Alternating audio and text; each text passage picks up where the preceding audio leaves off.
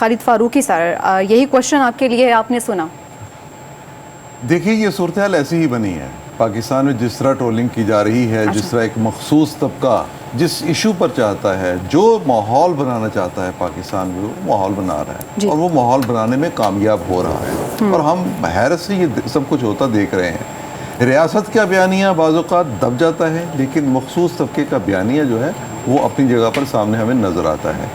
یہ جو ad hoc ججز والا معاملہ ہے، دیکھیے بڑا اصولی سی ایک بات ہے. آپ یہ کہہ سکتے ہیں کہ جی ایڈ ہاک ججز نہیں ہونے چاہیے، آپ اس کی کوئی مختلف ایک رائے پیش کر سکتے ہیں، آپ اس کی کوئی وجہ بیان کر سکتے ہیں، لیکن کون نہیں جانتا کہ پاکستان میں چیف جسٹس کو مختلف بار کونسلز کی طرف سے یہ تجویز پیش کی گئی تھی کہ ایڈ ہاک ججز کا تقرر کیا جائے.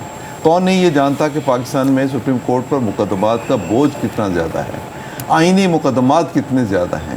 سپریم کورٹ کسی ایک کیس پہ پھنس جاتی ہے، اس کے بعد باقی تمام کیسز سائٹ پہ چلے جاتے ہیں، اور سپریم کورٹ کو وہی ایک معاملہ جو ہے وہ نمٹانا مشکل ہو جاتا ہے. یہ صورتحال جو ہے یہ اپنی جگہ پر ہے، لیکن جو تشویش کی بات یہ ہے، جو ابھی آپ نے جو سوال بھی کیا، تشویش کی بات یہ ہے کہ سپریم کورٹ کے ججز بننے کے اہل افراد یا ماضی میں وہ لوگ جو سپریم کورٹ کے ججز رہے، انتہائی حساس، انتہائی معزز ترین عہدہ ہوتا ہے.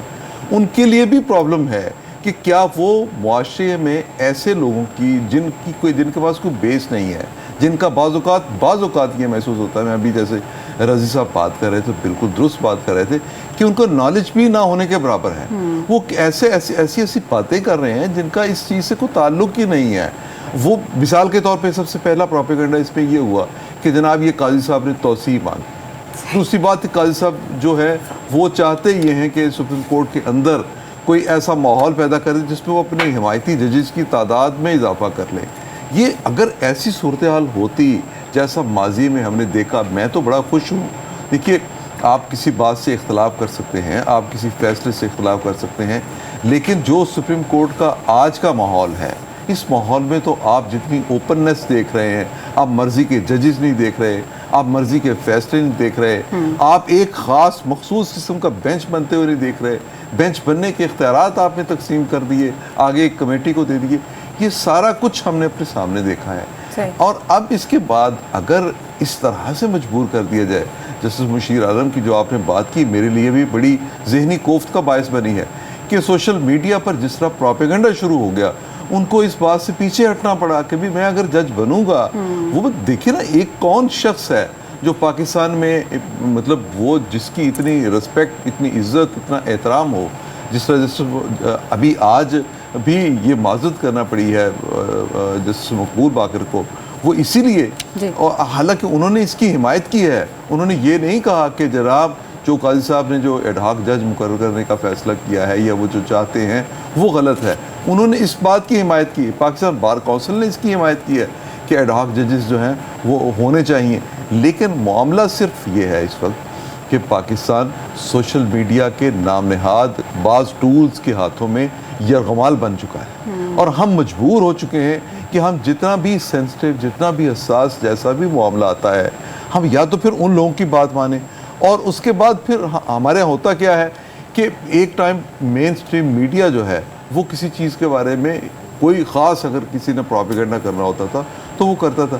اچھا وہ چند ایک لوگ ہیں وہ وہاں اسلام آباد میں بیٹھ کے شام کو جس طرح ججز کے بارے میں بات کرتے ہیں، رضی صاحب آپ کیونکہ آپ بھی سنتے ہیں، اور میں سوشل میڈیا کو آپ میرا خیال ہے جتنے طویل عرصے سے آپ استعمال کر رہے ہیں، جس طرح سے آپ اس پلیٹ فارم پہ ہیں، میں وہ مطلب کوئی مختصر عرصہ نہیں ہے، پر میں جس طرح کے الفاظ سنتا ہوں معزز جج صاحبان کے بارے میں، جیسے جس طرح کے لفظ بولے جاتے ہیں اور جتنی دیدہ دلیری سے بولے جاتے ہیں، مجھے تو اپنے صحافی ہونے پہ بعض اوقات شرم آتی ہے کہ ہم لوگ کیا کرتے رہے. پھر اگر اسی طرح کی گفتگو کرنی ہے، اگر ایسے ہی الفاظ بولنے ہیں، اگر ان شخصیات کو آپ نے بازار میں اسی طرح سے گھسیٹنا ہے، تو پھر پاکستان میں عزت کس کی محفوظ رہ جائے گی؟ یہ دیکھیے یہ ایک خالصتاً آئینی اور ایک قانونی معاملہ ہے. وزیر قانون نے کہا کہ آئین اس کی اجازت دیتا ہے، آپ کو اس سے اختلاف ہے، آپ کو اس سے اختلاف ہے تو آپ کورٹ پہ چلے جائیں، آپ اس اختلاف کا اظہار کریں، آپ اپنی بات کھل کے بیان کریں. آپ چاہتے ہیں کہ نہ کوئی ایسا قدم اٹھایا جائے تو آپ کورٹ کے تھرو فیصلہ کروا لیں، لیکن خدا را یہ بالکل ایسے نہ کریں पाकिस्तान में इज़्ज़त और तकरीम रहने दें। पाकिस्तान में इदारों का जिस तरह जवाल हो चुका है, जिस तरह इन्हदाम पजीर हैं, जिस तरह जवाल पजीर हैं, जिस तरह टूट चुके हैं, जिस तरह बिखर चुके हैं, क्रेडिबिलिटी किसी की नहीं रहने दी गई। आप तो देखिए ना, हम सबसे ज़्यादा किस चीज़ के बारे में सेंसिटिव होते थे? हम पाकिस्तान की अदलिया के बारे में सेंसिटिव होते थे। मुझे याद है कि हमने अपने 20-30 साल, शायद इससे भी कुछ अर्सा ज़्यादा हो गया हो, इतने तवील कैरियर में जजेस हजरात के बारे में कोई भी लफ्ज़ लिखने से पहले, कोई भी लफ्ज़ बोलने से पहले 100 बार सोचा, क्या ऐसा लफ्ज़ बोलना है, क्या ऐसा लफ्ज़ लिखना है, क्या इस इदारे के बारे में ये लफ्ज़ इस्तेमाल करना है। इसी तरह से जब हम ये बात करते हैं जजेस, इससे पहले हम मुअज़्ज़िज़ का लफ्ज़ क्यों लगाते हैं? इसलिए मुअज़्ज़िज़ का लफ्ज़ लगाते हैं कि हमारे अंदर एक सेल्फ सेंसरशिप है, हमारे अंदर एक ख्वाहिश है कि हमने अपने इन इदारों की इज़्ज़त करनी है। हम पाकिस्तानी मुसल्लह अफवाज के बारे में हम क्यों नहीं उस तरह बात करते जिस तरह बाकी इदारों के बारे में बात करते हैं?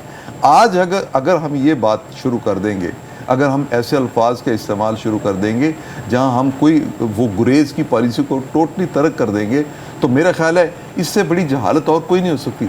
दुनिया के किसी मुल्क में अदलिया के बारे में, दुनिया के किसी मुल्क में अपनी सिक्योरिटी फोर्सेस के बारे में ऐसे अल्फाज कहने की इजाज़त नहीं दी जा सकती। बिल्कुल।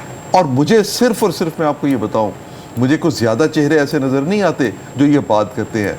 वकला में भी ये बात है। शुएब शाहीन ने आज इस बारे में कहा, वो पीटीआई के हैं, उन्होंने आज कहा जी कि ऐसा ना किया जाए। एक बात है, एक वकील है, वो कह सकते हैं, उन्हें कहनी चाहिए, उन्हें हिमायत करनी चाहिए, उन्हें मुखालफत करनी चाहिए। आइन और कानून उन्हें इस बात की इजाज़त देता है। लेकिन ये कहाँ लिखा हुआ है कि 3-4 ऐसे वो लोग जिनकी क्वालिफिकेशन पर भी आपको एतराज़ हो सकता है, वो कितना पढ़े लिखे लोग हैं? कोई मुझे बताए। देखिए, मेरा प्रोफेशन सहाफ़त है। अगर मैं इंजीनियरिंग की बात करूँगा, अगर मैं मेडिकल की बात करूँगा, तो कोई मुझे सवाल करेगा, भाई आपका नॉलेज क्या है, आप क्यों मुझे मेडिसिन के बारे में बता रहे हैं, आप मुझे बिल्डिंग की कंस्ट्रक्शन के बारे में क्यों बता रहे हैं? मुझे ये बताइए कि ये वो अफराद जो वहाँ पे बैठ के इस्लामाबाद में, जिन्होंने हाथ में एक माइक पकड़ा होता है, और वो, मैं अब जाहिर है कि क्योंकि हमारे साथी हैं इसलिए मैं ऐसे अल्फाज भी इस्तेमाल नहीं करना चाहता जो कि कहीं किसी की कदर को, किसी की इज्जत अफजाई को कम करते हों।